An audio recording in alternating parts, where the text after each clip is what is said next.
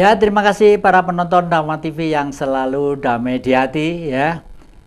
Kelihatannya memang kenapa ya Majapahit dulu itu kok begitu perkasa, gagah dan kuat. Ternyata memahami fungsi lahan, fungsi tanah, harus ditanami apa sehingga bala hanggabaya yang mau disebar keliling dunia itu supaya di jalan-jalan itu kuat, tegar, wareg, sesek dan masih jauh dari penyakit. Ternyata geletek saja ya.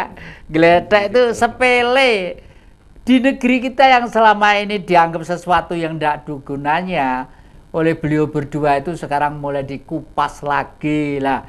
Ini nanti Mas Win sama Mas Anu ya, Mas Ketua Umum, kalau besok-besok lusa atau kapan ke Pak Kepala Desa ya.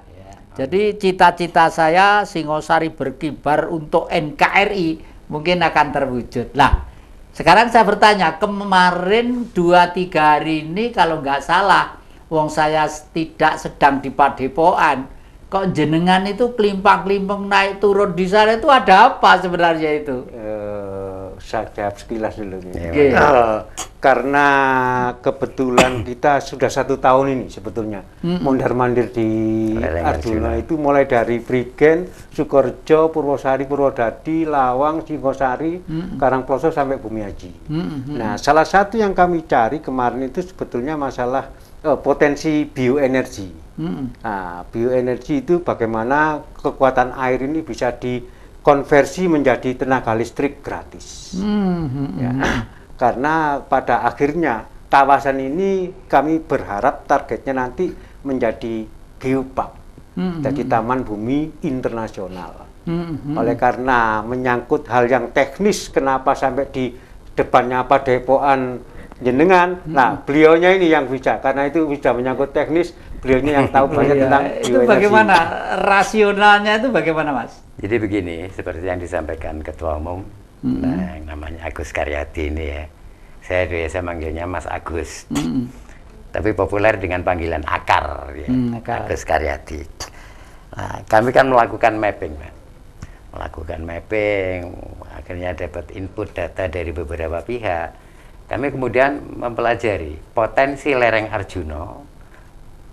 Untuk tahap awal ini lereng Arjuna belahan timur tadi sudah disampaikan, meliputi Prigen, Sukorejo, Purwosari, Purwodadi, Lawang, Singosari, Karangploso sampai Bumiaji.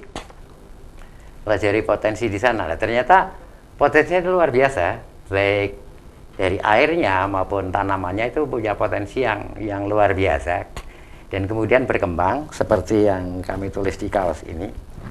Ya. Ini energi food and healthy independence model.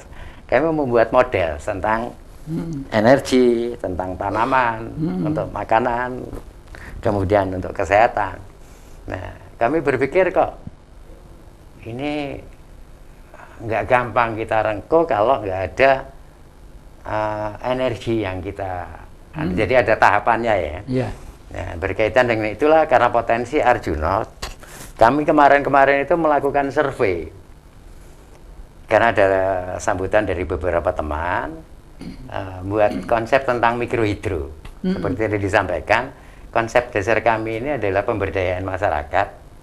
Omong kosong kalau memberdayakan masyarakat itu tanpa kita siapkan energinya, itu sudah usang yang seperti itu ya. Nah, kemudian ketika lalu lalang dari Kendedes kemudian ke Gunung Rejo, saya teringat itu tahun 89 kalau nggak salah. Ini dulu teman lama saya yang bangun ini. Apa? Mas Agus tanya, apa Pak Win? Dulu diberi nama Wangon. Betul. Diberi nama Wangon. Ini di Desa Gunung Rejo, persisnya Dusun Biru kalau nggak salah. Ya. Terus saya ingat, wah, di belakang ini ada sumber, ada sungai yang di situ ada potensi untuk membuat mikrohidro sebagai pembangkit listrik seperti disampaikan Ketua Umum tadi, agar masyarakat kita nantinya menikmati listrik berbiaya murah, bahkan kalau memungkinkan gratis ya. Teringat itu, saya kan udah lama nggak komunikasi dengan Mas Yadi ini. mohon maaf saya manggilnya Mas ya. Kalau lama nggak komunikasi kok dilalah buka HP ini ada namanya Mas Yati. Tak hubungi, itulah kisahnya, makanya saya sampai ke Padepokan, sampai kemudian ya dipaksa. Wah, ini cocok Mas. Pada waktu saya menjadi anggota DPR RI waktu itu ya, saya selalu berpikiran terhadap kaum marhen ya. Indonesia itu di tengah-tengah garis khatulistiwa. Laut kita sedemikian besar, sinar matahari boleh dikata 24 jam lah ya. Lalu angin pun memungkinkan loh. Kok sampai rakyat itu selalu bingung perkara penerangan rumah, itu kan keterlaluan ya, kan keterlaluan. Sejak anggota DPR selalu, tapi mungkin ya karena ada kapitalis yang tidak setuju kalau itu ada, mungkin ya udah saya itu dibuai kalau gitu nggak masalah lah. Tapi memang zaman kelak belum waktunya, nggak akan bisa ya.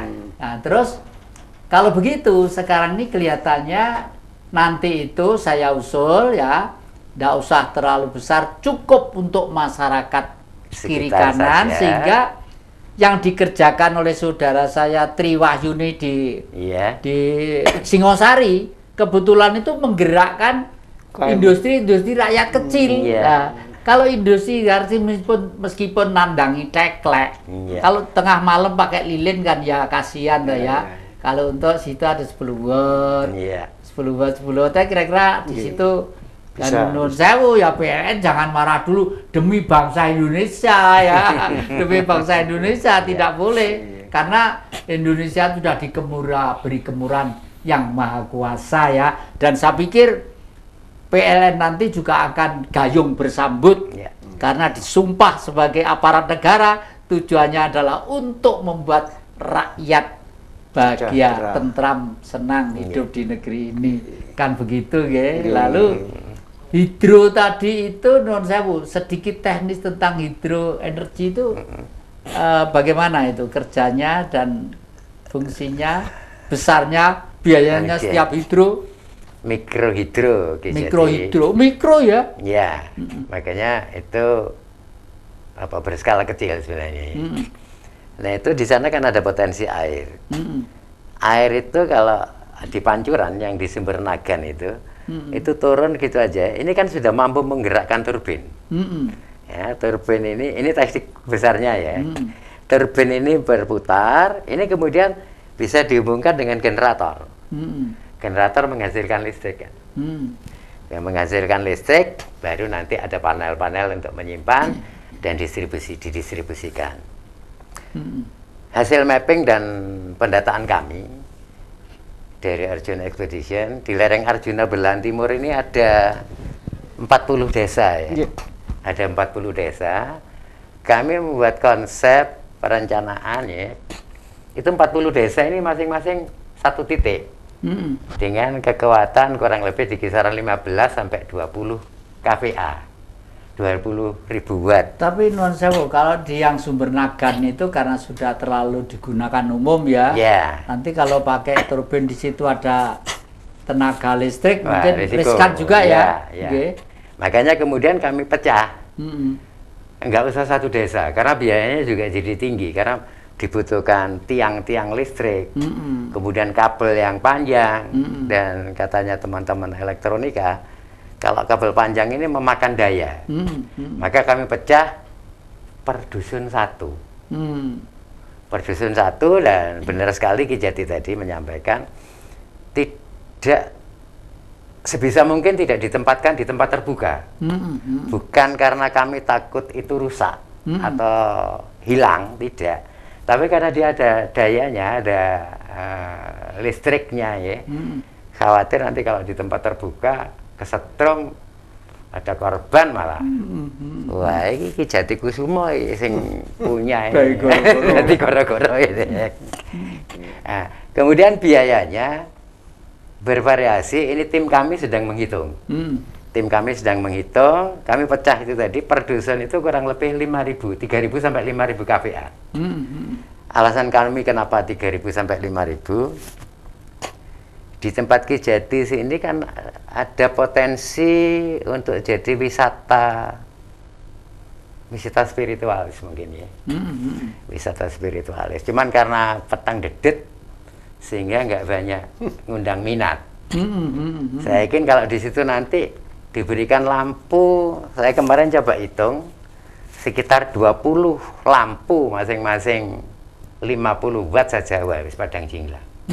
Harapan kami kalau wisatanya tempat itu menjadi destinasi wisata, tujuan wisata, kuliner akan bergerak. Nah, supaya produk kuliner ini mengolah penghasilan lokal, hasil bumi lokal, dibantu dengan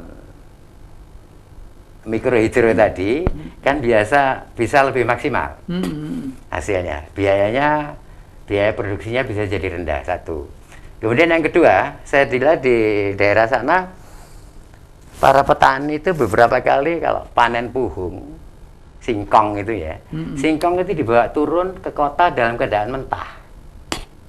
Nah, kalau ada ini kan nanti bisa misalnya dirajang, jadi keripik puhung. Singosari terkenal juga, bisa jadi keripik bentul, bisa dijadikan tepung dan sebagainya. Sehingga bisa menambah nilai ekonomis dari masyarakat setempat. Ya, ini role model yang kami maksudkan. Dengan begitu kita bisa berharap kemakmuran itu akan bisa diraih. Ya. Kemakmuran bisa diraih. Ya, para penonton Dharma TV yang kami muliakan, memang harus sabar dan telaten untuk mengisi kemerdekaan ini. Inilah tantangan buat kita yang dulu Bung Karno pernah pesan ya. Perjuanganku merebut kemerdekaan masih sangat gampang karena hanya 2 demarkasi, yang menjajah dan yang dijajah. Tetapi besok perjuanganmu meneruskan revolusi ini akan lebih sulit karena kamu akan berhadapan dengan bangsamu sendiri. Artinya apa? Bukan kok kita harus gelut dengan bangsa kita, tidak.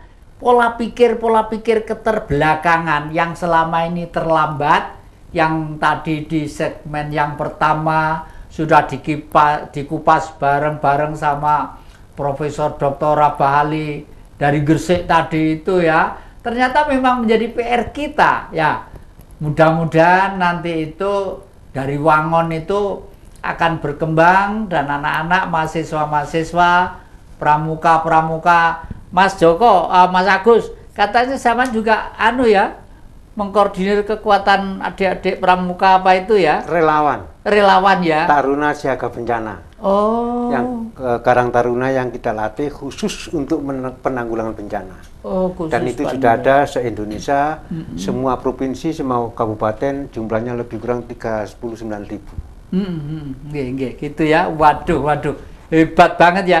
Nanti suatu saat kalau diadakan camping di sana bareng-bareng, insya Allah sambil bisa tukar pikiran dengan yang lainnya. Nah, bisa sekali. Para penonton Dharma TV yang kami muliakan dan khususnya para generasi muda dan masyarakat Singosari, catat ya, Singosari akan menjadi gegap gempita kembali untuk NKRI.